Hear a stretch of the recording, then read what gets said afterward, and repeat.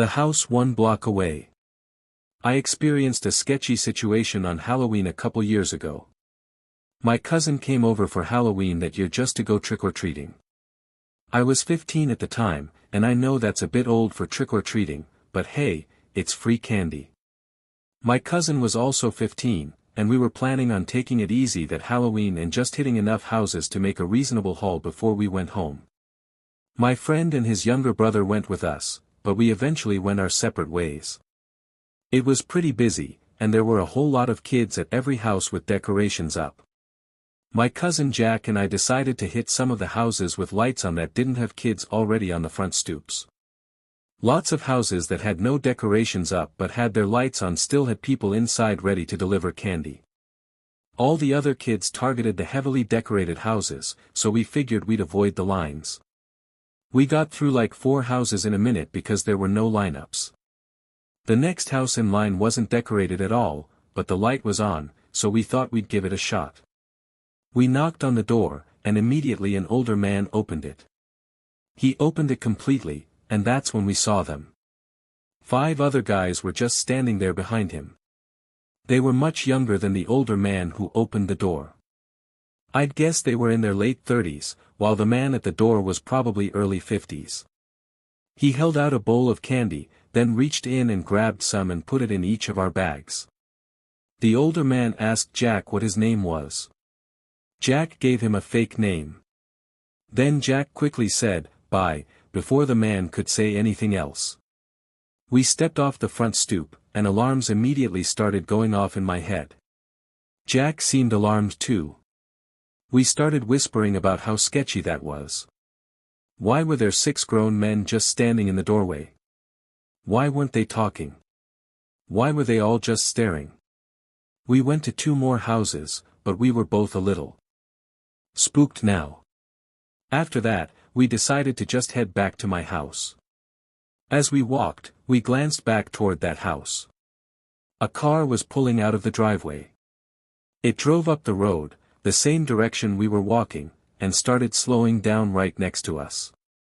The road was clear. All the trick-or-treaters were on sidewalks. There was no reason for that car to slow down. We picked up our pace. Then another car sped up behind it and matched its speed. That's when my stomach dropped. I recognized the driver of the first car. It was the older guy who gave us candy. And the driver of the second car was one of the 5 men standing in the doorway. There was someone in the passenger seat of the first car too, but all I could see was a silhouette. When we were about 2 houses away from mine, the first car pulled ahead and parked directly across the street from my house. We didn't even see where the second car went. We bolted. We ran straight inside and slammed the door behind us. Our parents were sitting in the living room talking and immediately asked what was wrong. We told them everything, the 6 guys, the cars, the way they slowed down next to us. When we finished, we went to the window to check. The car was still there. Parked across the street. 5 seconds after I looked at it, it drove off. It had been sitting there for about 5 minutes since we ran inside. Our moms wanted us to show our dads which house it was, but eventually everyone calmed down. They said it was probably just some Halloween gag. But I've always had my own theory. I think those 6 guys were waiting for younger kids to knock on that door. And when they saw Jack and me, 2 teenagers nearly the same height as them, they decided to play it cool. As for why they followed us in their cars, we'll never know. But here's the part that still makes my skin crawl. That house. It was only 1 block away from mine. The man in the Michael Myers mask. This was many years ago. My old buddy Anthony and I were getting into our costumes to go trick-or-treating. We were 12 at the time, still young enough to be excited about free candy, but old enough to wander a little farther than we probably should have. We started going house to house like it was any normal Halloween night. Everything felt harmless at first. Laughter in the streets. Porch lights glowing. The usual decorations and jump scares. Eventually, we made our way to the old part of our neighborhood, the area our parents always told us not to go. We didn't really know our way around there, but we figured it was still early enough, and besides, the houses looked like they'd give out better candy. The first house we went to had a nice lady who gave us full-sized Hershey bars. That immediately made the trip worth it. But as we were walking to only the second house in that part of town, something happened. A man came screaming and running toward us down the street. He appeared from behind a church. At first, we laughed. It was Halloween. We thought it was just some guy trying to scare kids. But when he got close, he didn't slow down. He grabbed my pillowcase full of candy and tried to rip it out of my hands. That's when Anthony started swinging. He hit the guy over and over with his own pillowcase. By that point in the night, it was packed with candy. It had to hurt. Anthony kept hitting him until the man let go and ran off down the street. We just stood there, stunned. That wasn't a prank, that was real. We were shaken up enough that we immediately decided to head back. I called my mom and asked her to pick us up. We didn't even want to walk home after that. When she arrived, we told her everything. She almost didn't believe us, it sounded too ridiculous. We got home around 10 p.m., trying to calm down. Then there was a knock at the front door. My dad assumed it was just a late trick-or-treater. He opened the door. Standing there was a man in a jumpsuit wearing a Michael Myers mask, the white, expressionless face from Halloween. He was tall. Broad. Definitely not a kid.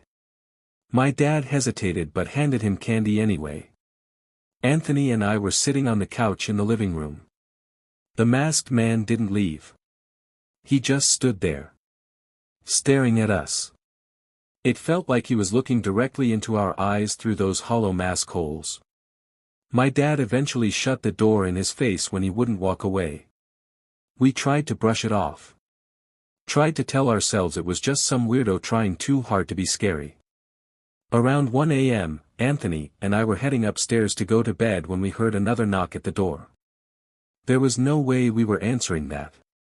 My dad told us to ignore it. We went upstairs and turned on a movie to distract ourselves. But then Anthony told me to mute the TV. We both heard it. Leaves crunching in the backyard. I slowly looked out my bedroom window. And there he was. The man in the Michael Myers costume. Sitting on our swing set. Swinging back and forth. Staring directly at my bedroom window.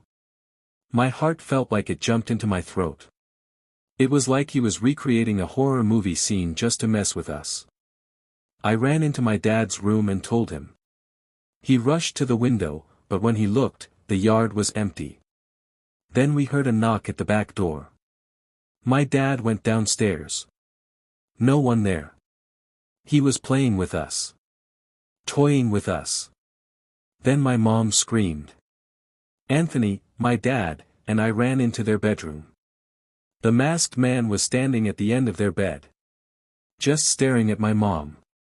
My dad told us to run and call the police. We bolted downstairs and dialed 911.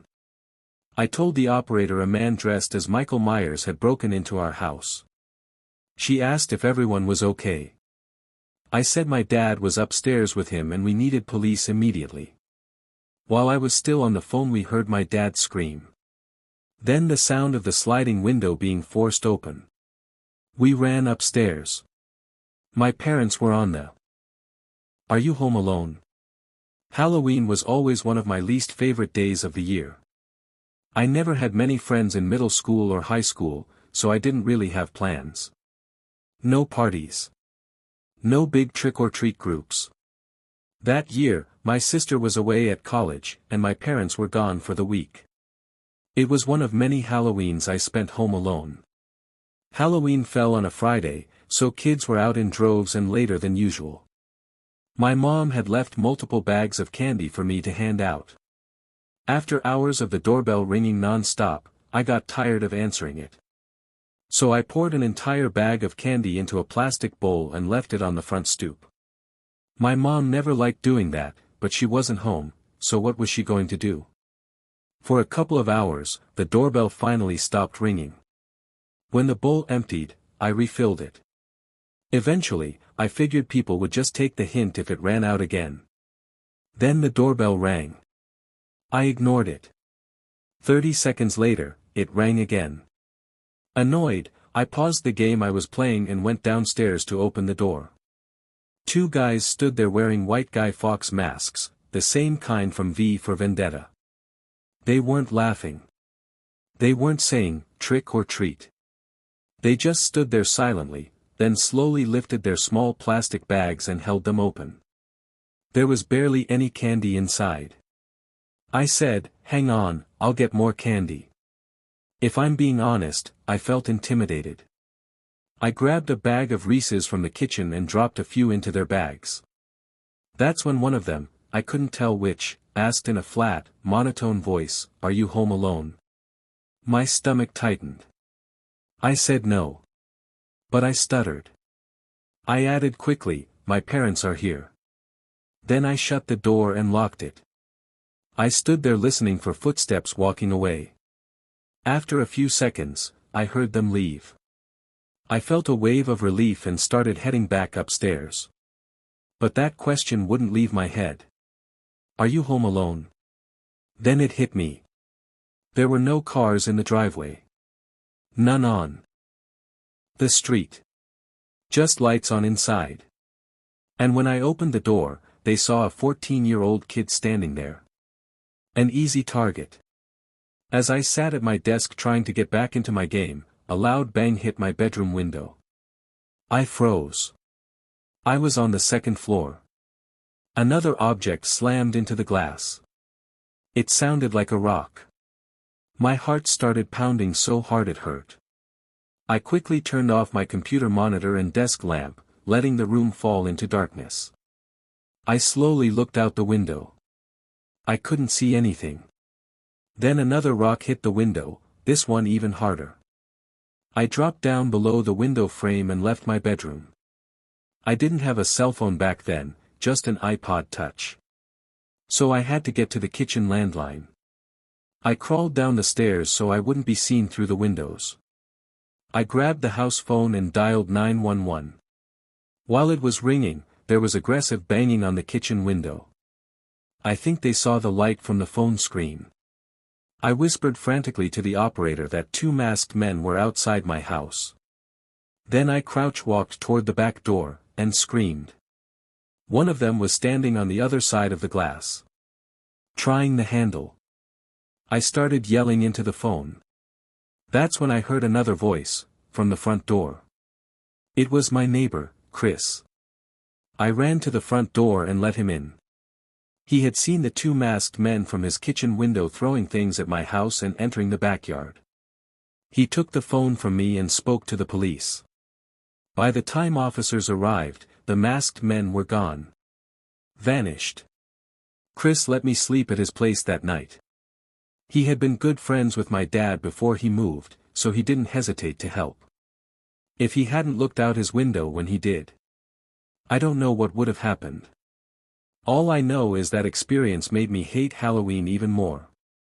And to this day, whenever someone asks if I'm home alone, I don't answer.